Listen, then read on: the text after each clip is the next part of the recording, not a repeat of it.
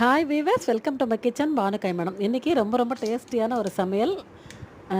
முட்டைக்கோசும் கேரட்டும் போட்டு தேங்காய் போட்டு காய் ரொம்ப டேஸ்ட்டாக இருக்கும். இந்த மாதிரி கலந்து செஞ்சிங்கன்னா கண்டிப்பாக ட்ரை பண்ணி பாருங்கள். வெண்டைக்காய் சாம்பார். வெண்டைக்காய் போட்டு சாம்பார் வச்சா எல்லாருக்கும் பிடிக்கும். உங்களுக்கு பிடிக்குமா அப்படிங்கிறத கமெண்ட்டில் சொல்லுங்கள். நான் பண்ணுற சின்ன சின்ன விஷயங்கள் உங்கள் மத்தியில் இவ்வளோ வரவேற்பு கிடைக்கும் அப்படின்னு நான் நினைக்கவே இல்லை. 10 மினிட்ஸ் தக்காளி சட்னி அப்படின்னு ஒரு ஷார்ட்ஸ் போட்டிருக்கேன். அந்த ஷார்ட்ஸ் இப்போ வரைக்கும் வைரலாக போய்கிட்டே இருக்குது.